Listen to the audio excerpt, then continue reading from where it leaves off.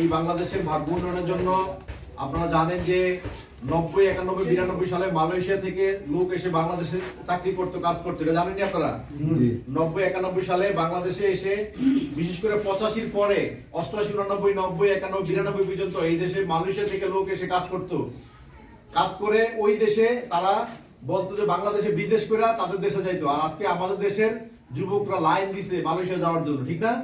কেন হইছে? রাজনৈতিকভাবে ওই দেশের মেরুকরণে যারা নেতৃত্বে ছিল, মাহাথির মোহাম্মদ আনোয়ার ইব্রাহিম যারা ছিল, তারা তাদের নেতৃত্বে, যোগ্য নেতৃত্বের কারণে ওই দেশটাকে এমন ভাবে পরিবর্তন করেছে যে আজকে বাংলাদেশ থেকে মানুষ গিয়ে সেখানে কাজ করার জন্য হুমড়ি খেয়ে পড়ছে। 4 লাখ 5 লাখ টাকা দিয়ে সেখানে ভিসা নিয়ে সেখানে গিয়ে কাজ করে এবং বাংলাদেশে তখন টাকা পাঠায়, বেতন পাঠায়, ওখানে শ্রম বিনিয়োগ করে। কিন্তু সেই বাংলাদেশটা, যে বাংলাদেশে 90 সালেও তারা আসতো, আজকে আমাদের যাওয়া লাগে সেখানে। আজকে আমরা পিছিয়ে পড়েছি কি কারণে? এই দেশের সৎ নেতৃত্ব না থাকার কারণে। এই দেশে যাদেরকেই নেতা বানানো হয় তারা নিজেদের পকেট বাড়ি করে, তারা নিজেদের সম্পদ গড়ে, এবং সেটা আমাদের বলেছেন যে শুধু দেশেই না, আমাদের দেলাবে বলেছেন দেশে না বিদেশেও তাদের, আপনি দেখবেন 360টা বাড়ি সন্ধান পাওয়া গেছে, এর বাইরে যে নাই এটাও তো বলা যাচ্ছে না।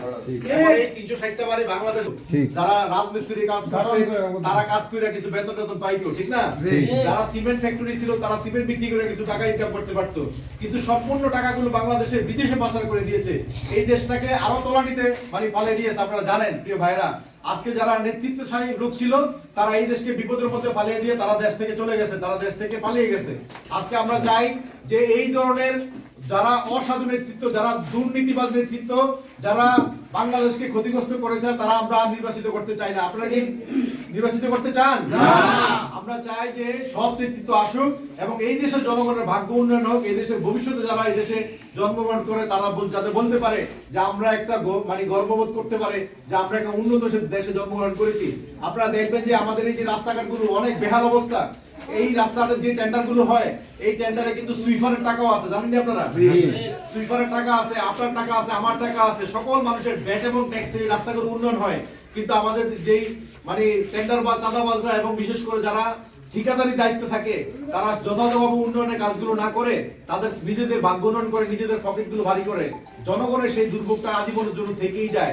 আমরা চাই যে আগামী দিনে আমাদের একজন সৎ নেতৃত্ব নিয়ে আমরা এখানে আসছি, অ্যাডভোকেট শাহজাহান ভাই। আমরা এখানে কথা দিচ্ছি আপনাদের মাঝে যে উনি জনগণের এই যে ভাগ্য উন্নয়নের জন্য কাজ করবেন। জনগণের টাকা, রাষ্ট্রের টাকা, একটা টাকা উনি জনগণের পকেটে ঢুকাবেন না। ব্যক্তিগতভাবে উনি একজন আইনজীবী, উনি পেশায় আছেন এবং সেখান থেকে যে টাকা উপার্জন করেন তা দিয়ে আলহামদুলিল্লাহ ওনার সংসার চলে এবং উনি একজন নির্লোভ নিরহংকারী মানুষ।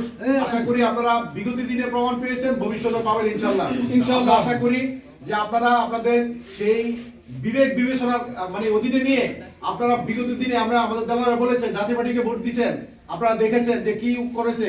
আপনারা আওয়ামী লীগকে দিয়েছেন, বিএনপিকে ভোট দিয়েছেন। আমরা আপনাদের কাছে আপনারা জায়গায় বলতে চাই যে এবছর আমরা দাঁড়িপাল্লায় ভোট চাই, যাতে করে একটাবার ভোট দিয়ে দেখেন যে জামাত ইসলামী কি করে। কথা বোঝা গেছে কিনা?